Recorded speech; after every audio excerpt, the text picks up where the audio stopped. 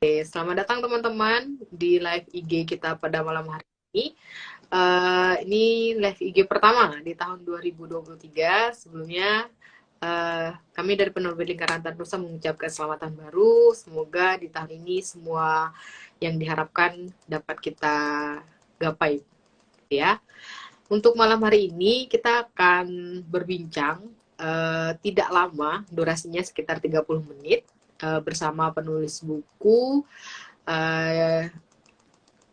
Dan untuk malam ini kita akan membicarakan bagaimana buku yang ditulis oleh Mas Oni yang kesannya kalau kita lihat ya, matematika itu kan sesuatu yang sangat menyeramkan. Nah, untuk itu kita akan membincangkannya bersama Mas Oni.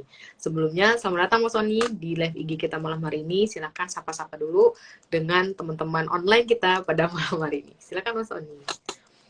Selamat malam semua. Saya baru pertama kali ini bergabung dengan Penerbit Lingkaran Tarnusa live IG. Jadi belum banyak yang kenal dengan belum banyak kenal dengan teman-teman di sini. Salam kenal semua. Oke, itu tadi perkenalan singkat dari Mas Oni.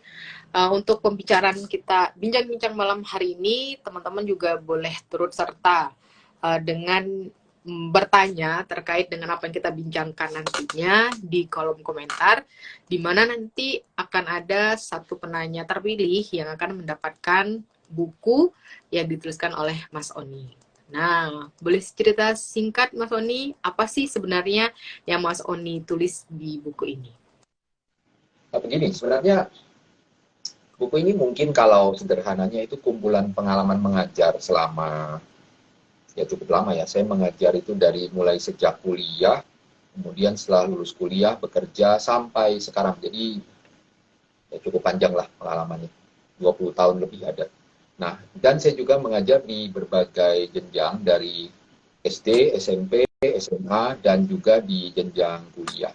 Dari situ saya melihat kok ada semacam missing link ya, ada semacam missing link pembelajaran matematika dari tingkat SD sampai ke kuliah gitu. Nah, biasanya tuh kalau SD itu masih lumayan lah. Ya, kalaupun ada salahnya, salah-salah sedikit. Makin SMP, SMA, apalagi kuliah kok salahnya makin parah kayak gitu. Biasanya makin memburuk gitu. Nah, saya mencoba melihat tuh masalahnya di mana sih. Saya coba diutak-atik, dicari mana-mana, dan juga belajar dari buku, dari internet, ngobrol dengan banyak guru-guru matematika yang lain. Dan hasilnya adalah buku ini. Saya mencoba membuat sebuah buku matematika yang sebisa mungkin untuk menguatkan dasar-dasar matematika di tingkat paling bawah ya. Saya mulai dari tingkat sekolah dasar dulu, supaya nanti tidak mengalami kesulitan lagi untuk pembelajaran matematika di jenjang yang lebih tinggi. Yang biasanya tentu makin lama makin sulit, makin sulit, makin sulit. Ya, karena saya melihat memang ada beberapa titik bolongnya begitu, ada beberapa titik yang bolong di pengajaran matematika di tingkat yang paling awal, dan itu nanti berdampak ke tingkat yang lebih tinggi. Berarti buku ini terinspirasi dari pengalaman Mas Oni mengajar gitu ya, Mas? Betul. Kira-kira pengalaman yang sudah ditemukan dari Mas Oni kuliah. Nah, berapa lama waktu Mas Oni butuhkan untuk menyusun buku ini?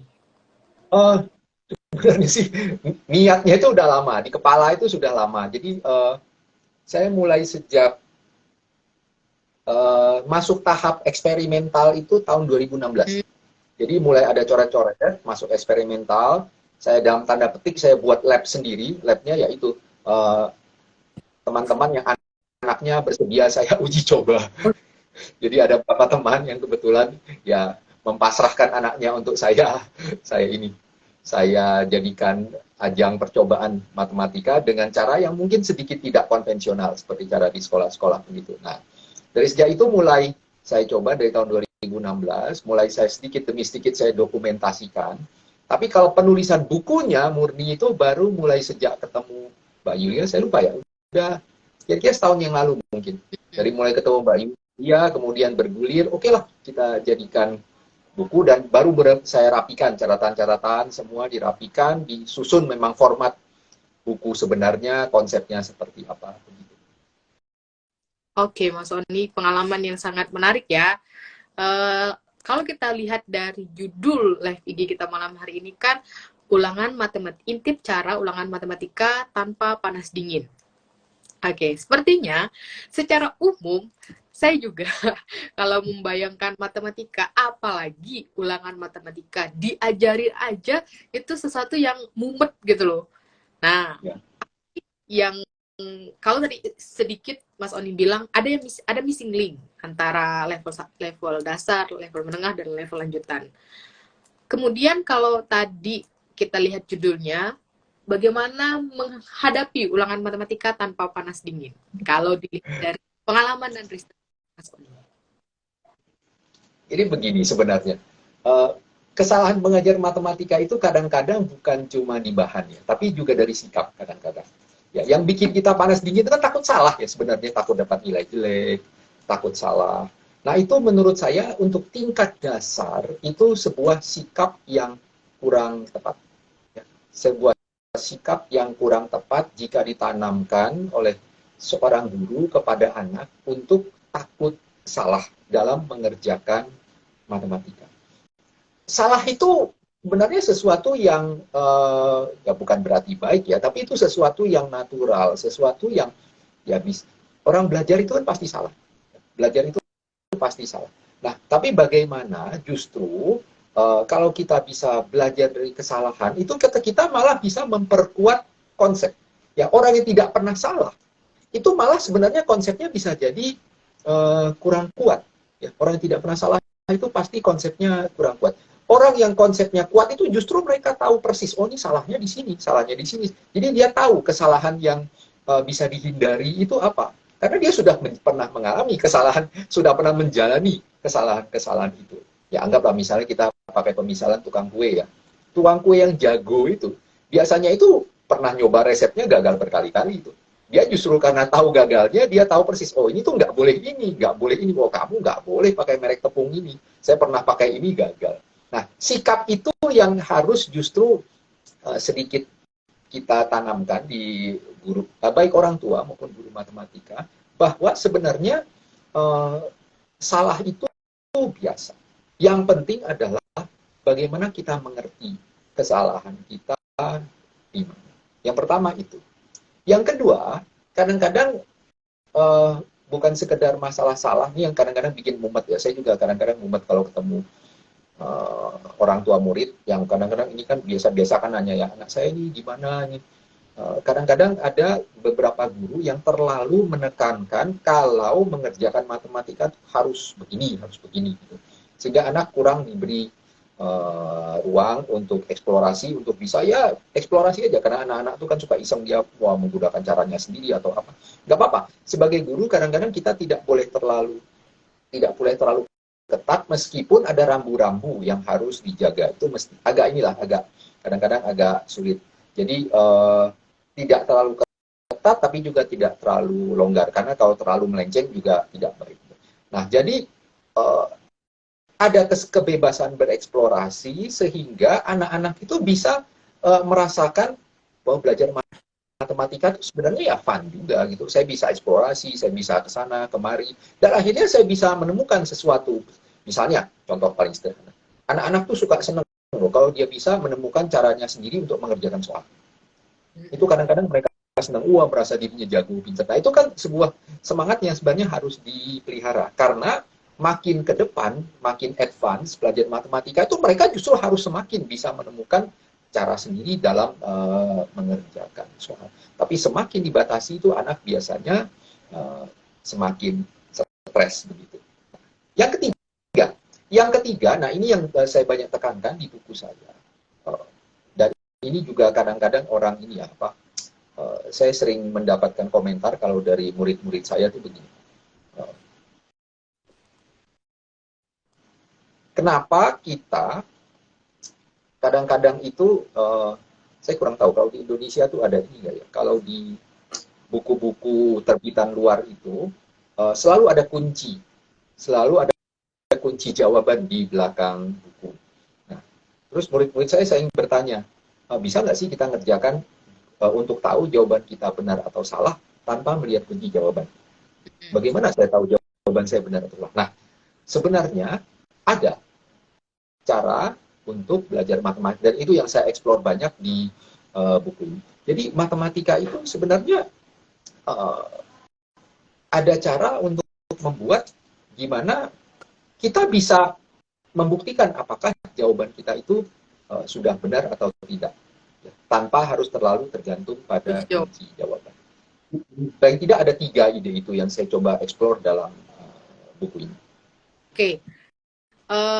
Untuk teman-teman yang hadir teman-teman online yang hadir pada malam hari ini juga bisa turut menyumbangkan pertanyaan untuk Mas Oni terkait yang tadi sudah dibicarakan ya. Nah, kalau kita balik lagi ke pembicaraan kita sebelumnya, Mas Oni, untuk menghadapi panas dingin ujian matematika itu kan kita lihat dari sikap dan materi. Materi maksudnya bagaimana si anak atau si pelajar itu, siswa memahami materi. Nah, di buku terbaru ini menjumlah dan mengurangi plus disertakan juga LKS, di mana nanti harapannya kan dari LKS itu kita bisa lakukan latihan ya, di mana berarti di 2 buku ini, 1 buku untuk materi, kemudian yang satunya untuk latihan soal, seperti itu. Apa sih Mas yang menarik di dalam buku ini ketimbang buku paket ketika sekolah di SD, SMP maupun SMA? Saya ada mungkin satu hal yang saya bisa ini. Saya menjalankan, maksudnya memberikan materi untuk penjumlahan dan pengurangan itu bentar. Materinya itu saya buat bagaimana mengerjakan satu soal itu dengan banyak cara. Ya, banyak jalan menuju Roma. Ya, jadi ada jalan menuju Roma. Nah, sehingga anak itu nanti bisa mencoba, oh saya lebih senang cara ini, atau cara ini. Begitu. Nah, itu yang sedikit bedakan. Kemudian yang kedua, itu saya sertakan juga alat bantu. Ya, beberapa alat bantu untuk mereka yang terutama baru awal sekali belajar menjumlah dan mengurang. Alat bantunya sudah termasuk di dalam paket situ ya. Nah, terus yang ketiga, sebenarnya maksudnya LKS itu begini. Sebenarnya buku itu sudah ada soal yang harus dikerjakan. Nah, tapi kalau bukunya itu habis dicoret, itu kan tidak bisa dipakai lagi untuk adiknya atau siapanya begitu. Nah, maksudnya jadi begitu. Jadi buku itu sebagai panduan, tapi kalau misalnya ruang untuk dicoret-coret itu sudah habis, nah itu masih ada LKS-nya. Jadi ada buku lain yang isinya hanya soal yang bisa dicoret-coret. Dan LKS itu kan bisa dibeli terpisah. Jadi satu buku itu bisa dipakai untuk banyak orang. Jadi bukunya mungkin satu, tapi LKS-nya bisa, ya yang ibaratnya tuh buku habisnya gitulah, consumables-nya LKS-nya itu. Yang bisa dipakai habis ya tinggal beli lagi begitu. Tapi buku paketnya kan nggak harus dibeli terus begitu. Mungkin itu ya. Untuk buku paketnya bisa dipakai untuk diwariskan gitu ya Mas, untuk adiknya atau untuk teman. Sementara kalau untuk LKS ini bisa dibeli terpisah gitu. Saya bisa bayangkan ya, kalau bukan berarti mengeneralkan atau mengkhususkan apa yang disampaikan Mas Oni tadi, untuk teman-teman yang di luar sana merasa ketakutan dengan belajar matematika, tapi kalau diarahkan seperti yang Mas Oni katakan tadi, bagaimana membangun sikap, terus bagaimana mengkaitkan materi untuk pelajaran matematika, sepertinya matematika akan menjadi sesuatu yang sangat disukai gitu ya. Bukan disukai, tapi bisa dipahami tanpa ada kekhawatiran untuk nggak apa-apa, kalau salah ya salah aja gitu. Nah, kalau kita lihat dari cover buku Mas Oni, yaitu menjumlah dan mengurangi, di sini menggunakan tokoh Kak Ana gitu ya Mas. Ya. Nah, mungkin bisa kita ceritakan sedikit siapa sih Kak Ana yang ada di buku ini, kemudian perannya itu sebagai apa? Jadi begini, jadi saya buat memang buku ini formatnya itu bercerita, ya. Jadi ada narasinya. Jadi ada tokohnya, begitu tokohnya yang mengajak anak-anak untuk belajar. Jadi ini gaya bahasanya itu gaya bahasa ya seperti cerita, seperti ada satu orang yang ngobrol dengan anak-anak. Makanya saya buat ada tokohnya. Nah, jadi dan bahasanya juga dialog. Jadi bertanya, ngajak ngobrol begitu. Seperti halnya seorang guru di depan atau seorang teman yang mengajak belajar anak. Dengan memberikan contoh, kemudian setelah memberikan contoh, mengajak untuk mencoba mengerjakan soal sendiri. Oh, Begitu. berarti di dalam buku ini konsepnya itu menarasikan ya Mas. Jadi narasi Betul. oleh Konsepnya itu narasi, ada cerita. ceritanya. Dan ceritanya nih diwakilkan atau direpresentatifkan oleh si Kak Ana tadi itu. Nah, Oh ya, satu hal ketinggalan. Satu hal saya ketinggalan. Kadang-kadang pelajaran matematika itu jadi sulit karena hafalannya banyak. ya, Kadang-kadang banyak yang berpikir seperti itu. Hafalannya banyak. Nah, di dalam buku saya dan seri-seri berikutnya, sebenarnya saya mencoba menghilangkan itu. Jadi, sebenarnya pelajaran matematika itu bisa sangat disederhanakan. Nah, cuma teknik untuk menyederhanakan itu kadang-kadang yang hilang di dalam kebanyakan buku pelajaran. Nah, di sini saya coba kayak di retrace, diputar kembali sehingga tidak ada step-step kecil yang hilang. Dan kalau anak-anak mengerti, itu nanti justru mereka boleh dibilang nanti hampir tidak menghafal sama sekali. Ya, jadi langkah-langkah yang kelihatannya rumit itu sebenarnya sederhana kalau dipahami. Jadi matematika itu bisa dipahami dengan jauh lebih sederhana, dan karena dipahami dengan cara yang lebih sederhana, lebih tidak menghafal, artinya kan itu lebih tidak membebani otak. Dan kalau tidak membebani otak kan lebih santai itu sebenarnya. Tapi memang step-stepnya itu jadi sedikit berbeda dengan pada umumnya kita belajar matematika pada umumnya. Begitu. nah, Nah, itu buat saya bagian yang cukup penting. untuk step-step kecil itu tersusun di buku pertama ini, Mas. Betul. Sebenarnya sampai ke buku berikutnya. Jadi stepnya itu babnya itu sangat banyak karena setiap bab itu hanya berubahnya itu sedikit sekali. Jadi stepnya tuh tingkat kesulitannya naiknya sedikit sekali, sedikit. Jadi loncatannya tuh sangat kecil sehingga saya mencoba merancang supaya anak-anak tuh tidak kesulitan. Ya, jadi tingkat kesulitan dari satu bab ke bab berikutnya itu perubahannya sangat sedikit. Nah, seperti yang sudah Mas Oni sampaikan teman-teman online, kita pun tidak mungkin ya untuk membedah isi buku itu. Kita hanya sampaikan sedikit saja, jadi nanti teman-teman bisa menyaksikan secara langsung bagaimana perubahan, bagaimana materi yang simple, sederhana, tapi tepat yang sudah Mas Oni susun di buku pertama Mas Oni ini, yaitu Menjumlah dan Mengurangi. Berarti akan ada Mas Oni buku selanjutnya setelah buku ini? Betul. Dari rencana awal itu sebenarnya ada 6 buku. Ini yang rencana awal pertama. Nanti setelah yang Menjumlah dan Mengurang ini, buku kedua masih dalam proses penyusunan, itu Mengali dan Membagi. Ya, Mengali dan Membagi. Ini memang sengaja dibuat ya. Jadi Menjumlah dan Mengurang, Mengali dan Bagi itu digabungkan. Karena sesungguhnya menjumlah dan mengurang itu sama. Itu sesuatu yang sama sebetulnya. Hanya dilihat deh, ibarat satu koin itu dua sisi yang berbeda. Begitu pula mengali dan membagi itu sebenarnya sama saja, makanya dibuat dalam satu buku. Nah, kemudian buku yang ketiga itu pecahan dan persen. Nanti mulai tingkat kesulitannya agak naik yang pecahan. Kemudian buku keempat rencananya itu bangun datar. Nah, mulai hitungan-hitungan ruang segitiga, segi empat dan teman-temannya itu. Nah, kemudian buku kelima itu soal cerita. Nah, soal cerita ini mulai menggabungkan seluruh konsep dari buku-buku sebelumnya, tapi dalam soal aplikasi sehari-hari. Ibaratnya kayak kombinasi keseluruhannya ya.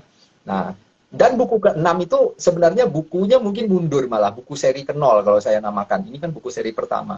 Jadi buku seri ke-0 yaitu buku yang untuk anak-anak yang sama sekali belum mengenal angka. Jadi buku yang paling seri pertama, buku ke-0 yang saya beri nama Belajar Membilang. Belajar Membilang itu benar-benar dari awal, belajar angka 1, 2, 3, 4 gitu. Itu buku yang sebenarnya buku buku pertamanya sebenarnya. Cuma saya beri nama seri 0 karena biasanya kan orang belajar apa udah masuk SD itu kan langsung menjumlah ini ya. Itu nanti jadi buku yang mungkin terakhir nanti.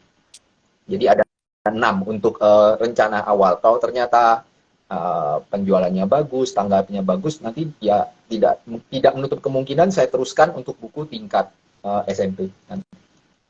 Wah, ini sangat dinanti Mas untuk buku selanjutnya ya. Buku sampai ke seri ke-6. Nah, biar apa? Biar teman-teman yang merasa ketakutan, panas dingin gitu ya, ketika menghadapi ujian matematika, bisa tertolong. Oke. Ada yang ketinggalan. Saya lupa, ada satu hal juga yang penting. Nah, ini kelihatan bukunya kan nggak ada ini ya, bukan kelas 1, kelas 2, kelas 3 gitu. Nah, karena ini saya susun memang berdasarkan kemampuan matematika, bukan berdasarkan tingkat di SD kelas berapa.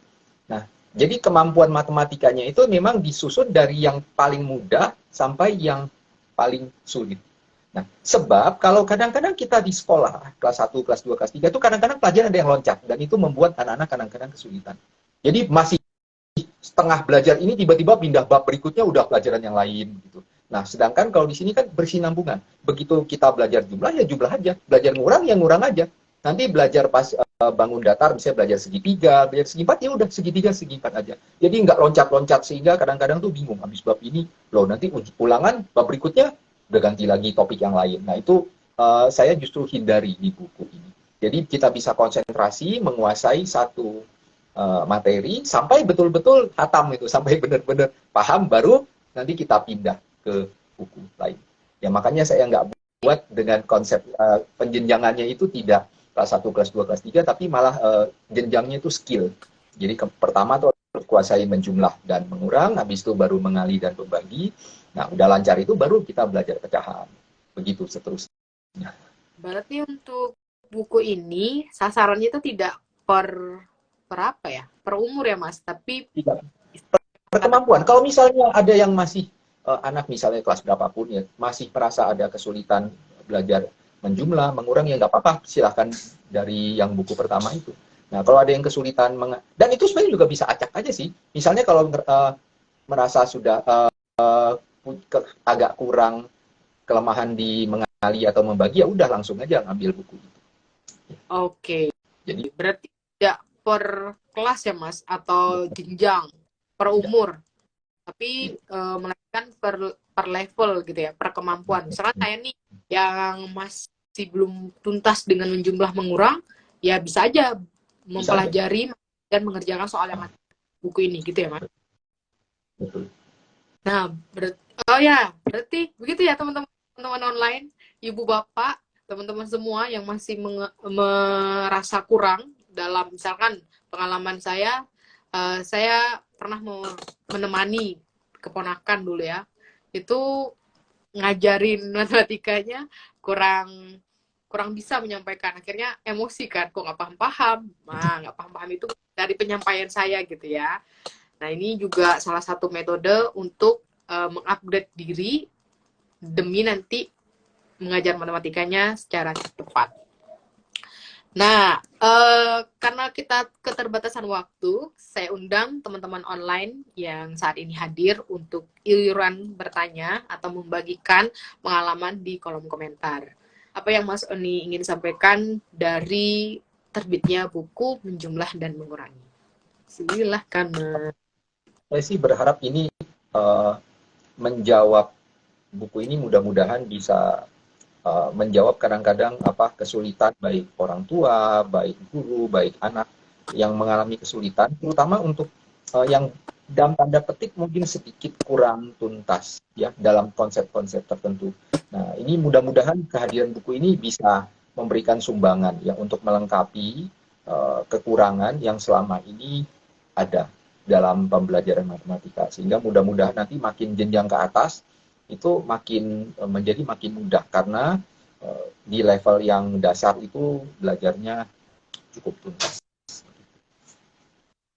Untuk menuntaskan pembelajaran matematika. Jadi, seperti yang Mas Oni sampaikan tadi, buku ini tidak hanya untuk anak-anak, tapi untuk per kemampuan.